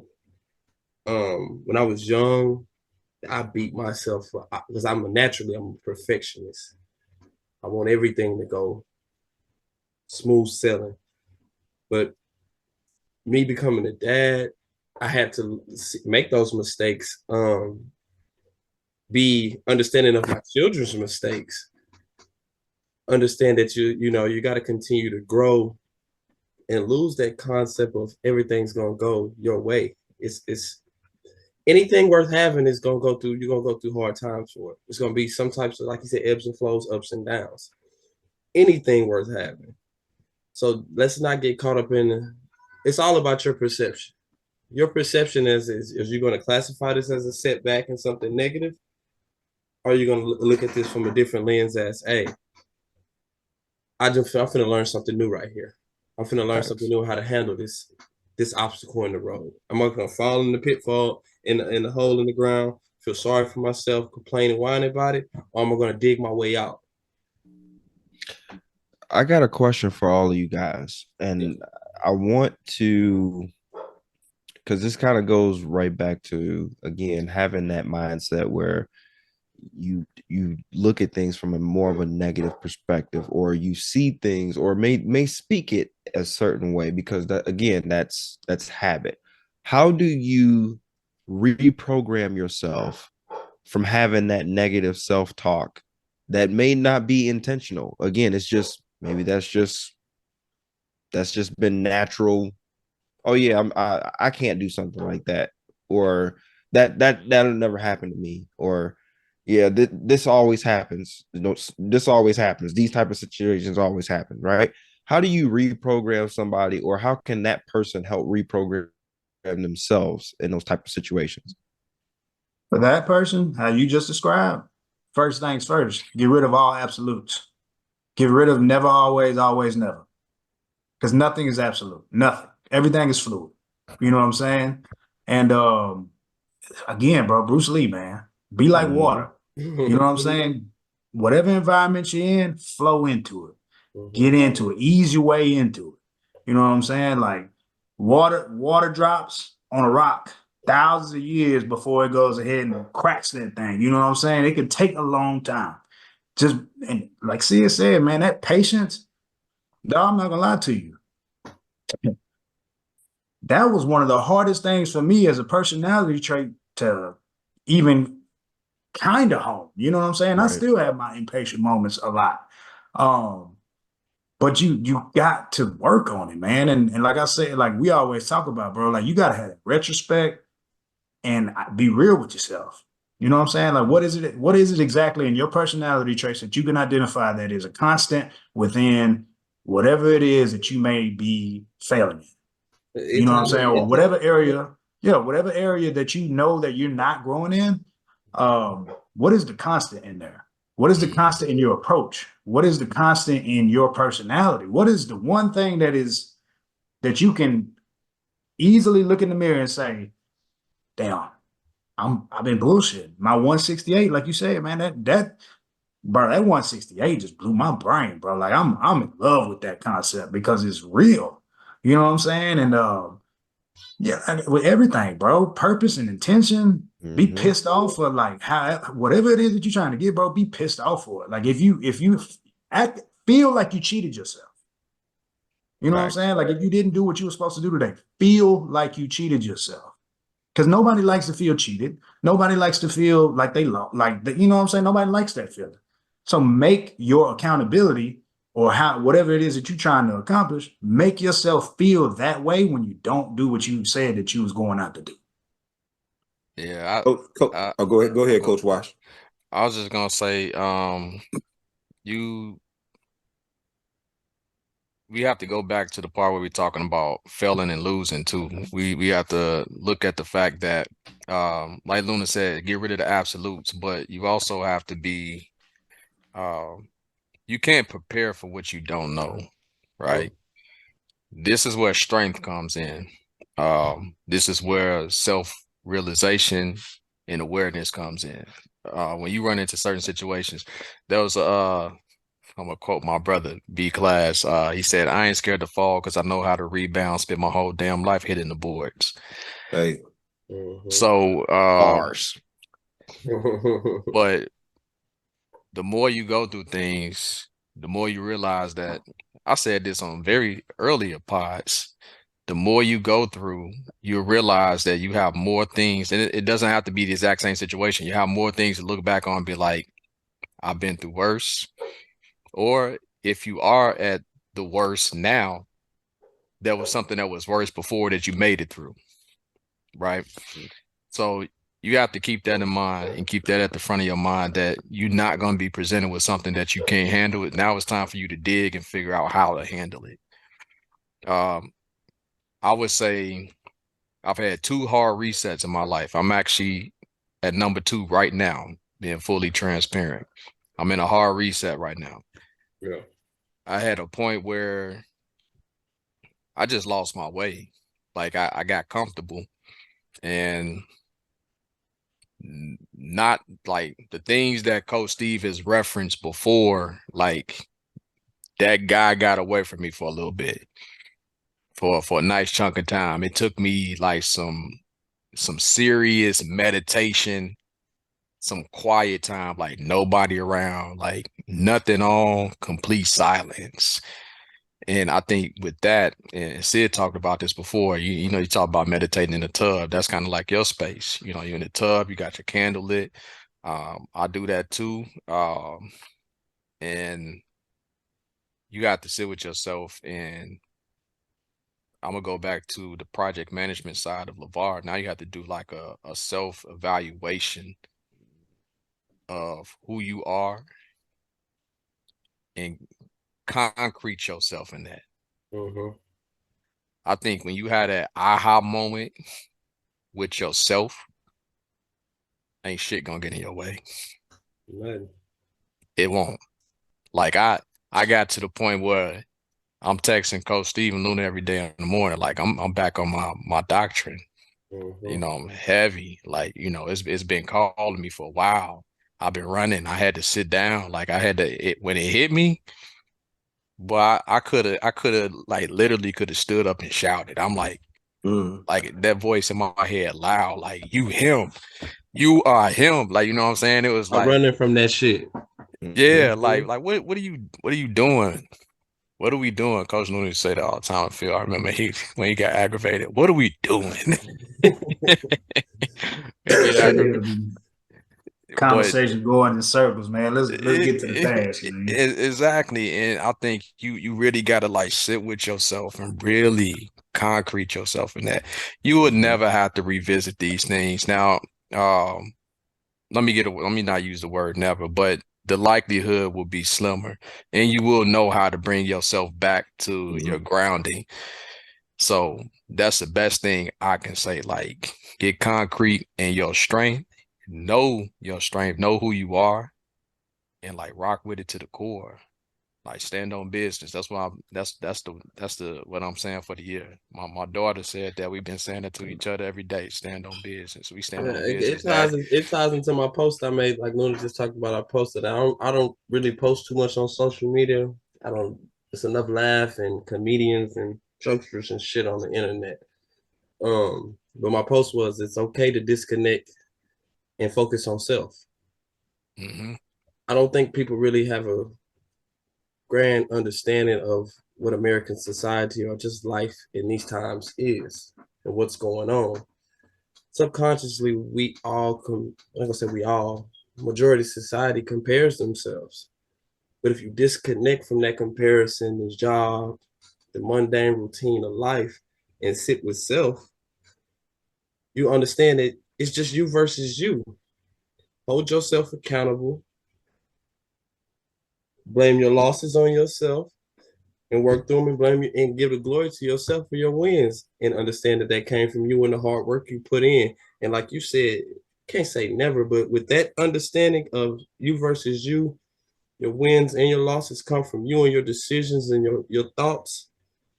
That'll keep you grounded to understand that, okay, shit happens. Now let's get through it. Yep. Let's get through it. No time to throw a pity party. Let's fix this. Let's find a solution. Let's find a solution to this because I need to figure this out for me. That's right. Become a better me.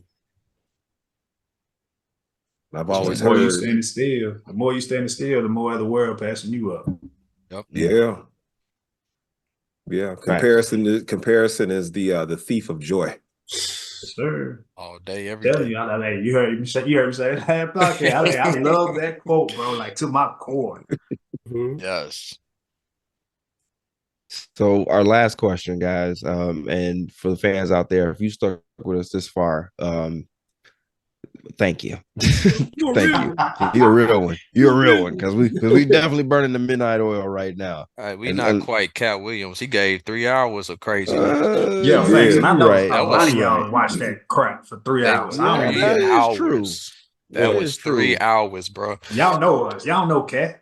Fuck out of here. I'm not gonna lie though. That was pretty entertaining. 3 hours. I'm not now again, I didn't listen to it in a full 3 hour sit down. Like that was on the ride to work, on the ride back home. I did a little, You made it your own I episode. made my own episodes, Yeah. right, exactly. But absolutely. Let's get to this last question really quick. Setting goals is one thing, but how do you stay motivated through the journey? I often start strong, but struggle through maintaining the momentum. Any tips Oh for man. keeping that fire alive? Is not going to happen. What? It's not going to happen. Sorry, that this Sorry. question is not gonna get answered the Sorry. way It- probably that you wanted it at least. Not what you wanted to hear. However, this is what we say in the sales world. I say, however, However, however, you can be disciplined. You're not gonna stay motivated, and you always gonna have to do something you don't want to do. But discipline will carry you through. Period. That's when you make yourself move every time you don't want to move in the direction that you plan to move in. If you want to get something done, do it when you don't want to do it. That's when you know you really want something. When you tired, you exhausted. Oh man, I don't feel like doing this. Hell, every motivational speaker you talk to, uh, the craziest one, me and Coach Luna talk about, Goggins. What? This man training regimen and just what he came. Read his book, but Oh, what's next? he'll be running, and I seen him like videoing himself, like, man, I wake up, I don't feel like doing this shit. I don't want to run 3 miles. I don't run, like, how disciplined you got to be to go out and your routine is like 10 miles.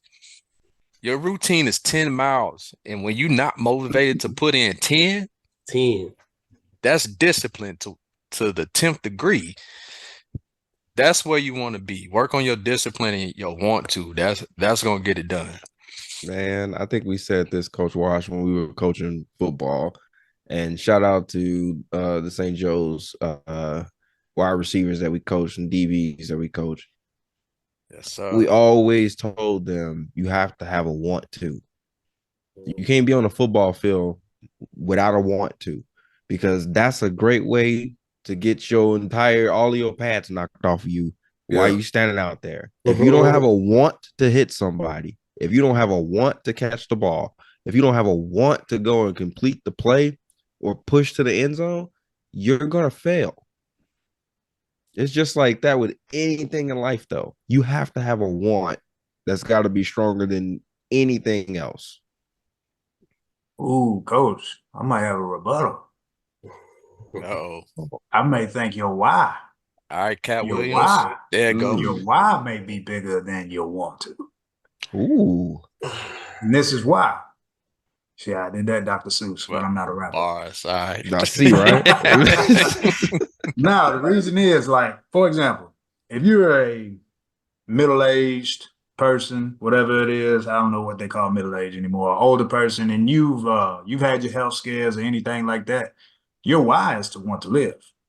You know what I'm saying? If you are a young person, you fresh out of high school and you going to college, your why is more of, what I'm saying, I want to have the best life for my family, my future family, want the best thing for my parents, things like that.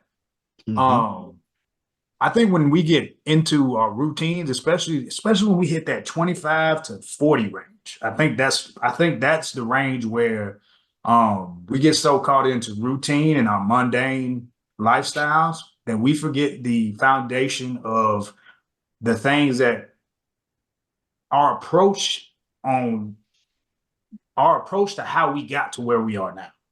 You know what I'm saying? Our approach to how we got to the job that we wanted, our approach to how we got the significant other that I wanted, the approach that it took me to get to whatever it is that I'm currently in that I wanted to get to, my current goal that I'm currently sitting in.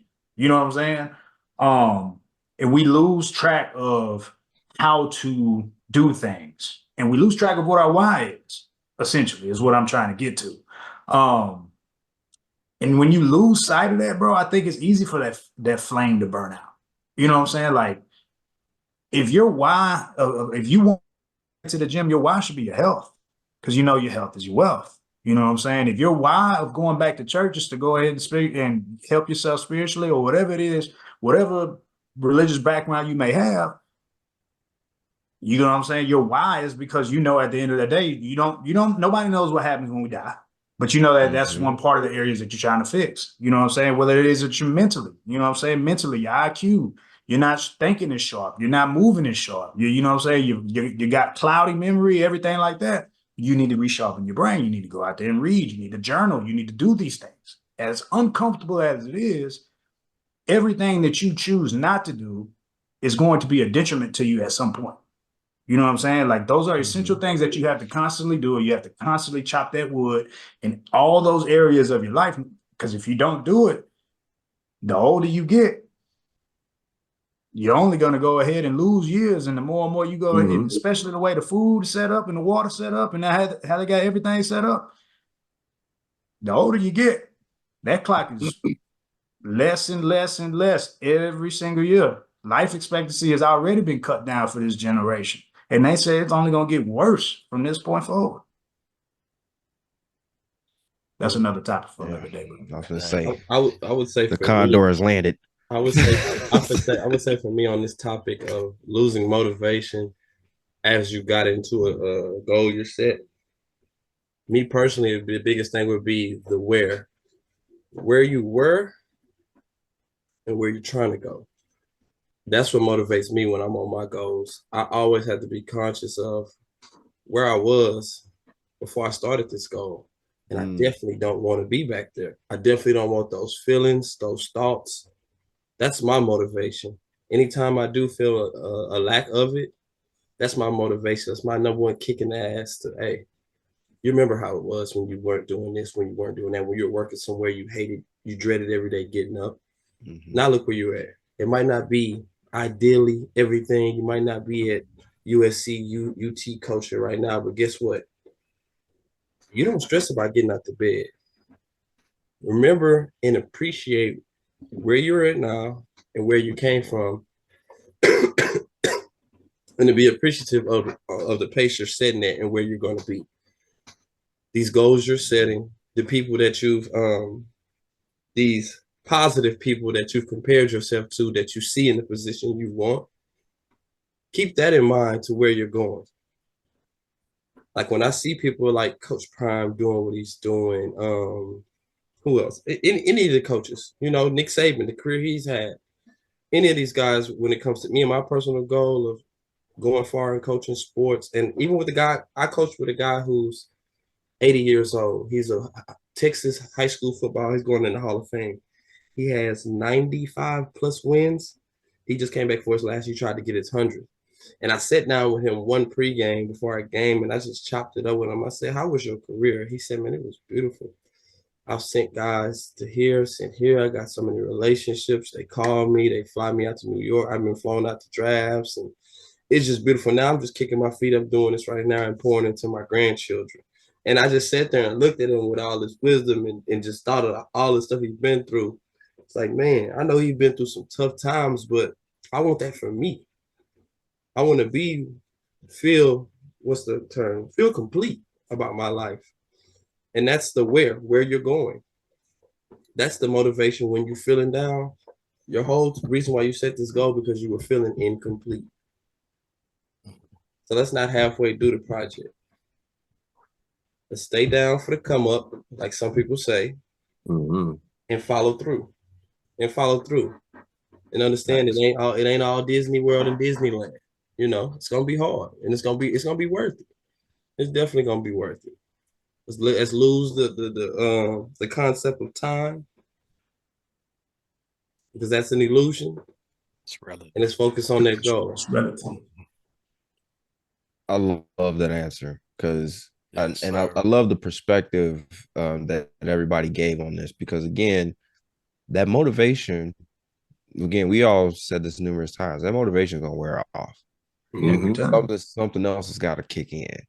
And it's funny because everybody said something that is their motivation to keep it going, right? The where, the why, the who, the how, right?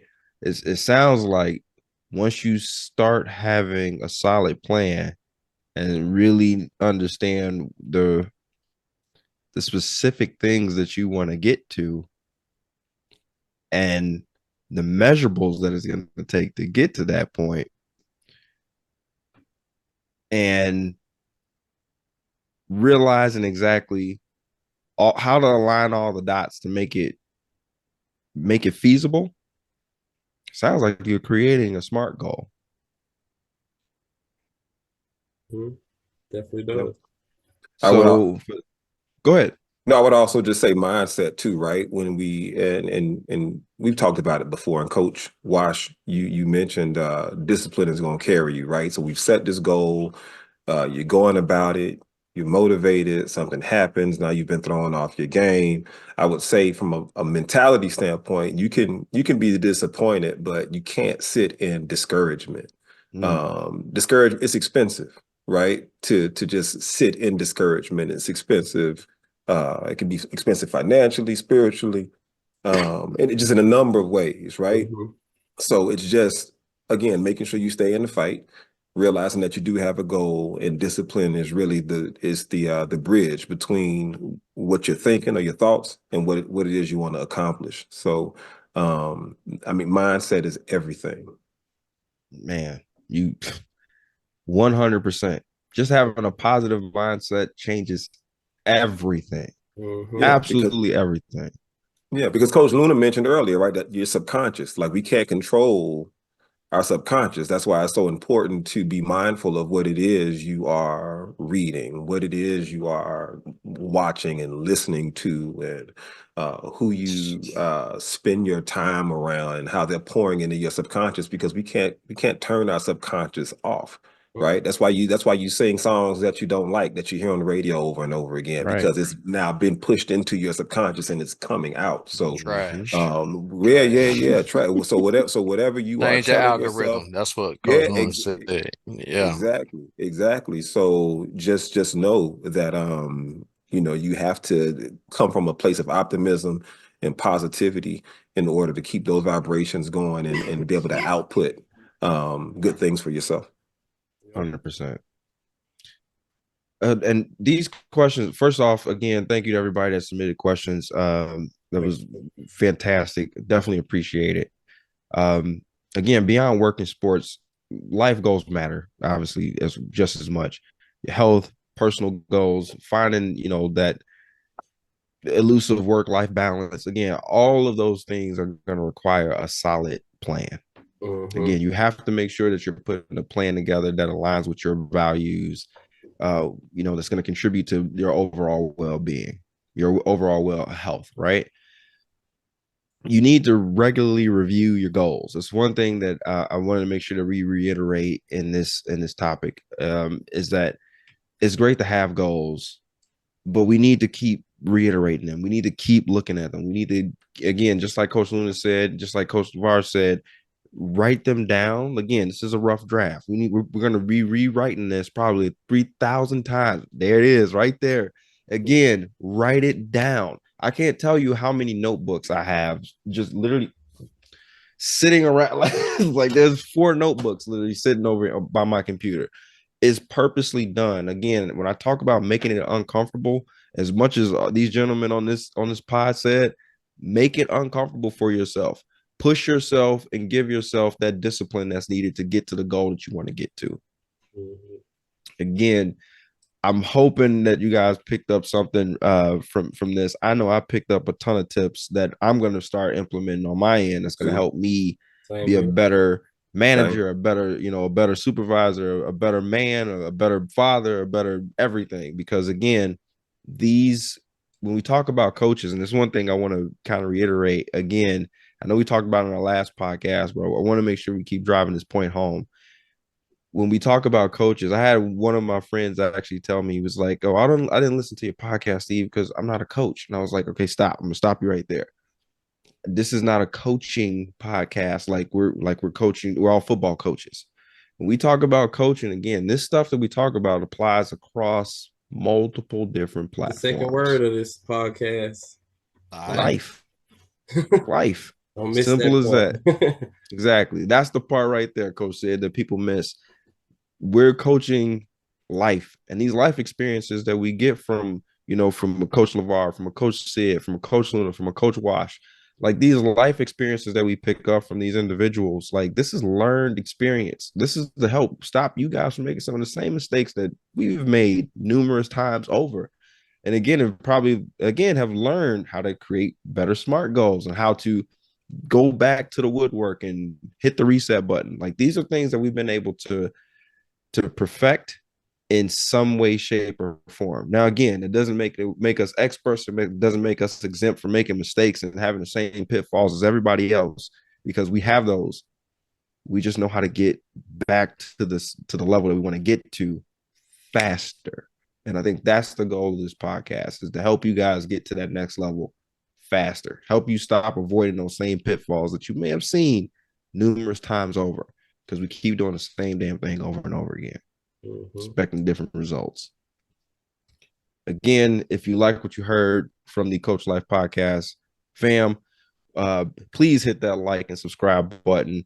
We definitely want to get some of those comments and still haven't seen too many comments hitting this. So hopefully, again, at least you're getting the content. That's what I think that's most important, that you guys are actually getting the content, and it's meaningful, it's impactful, it's something that you guys can use for your day-to-day life.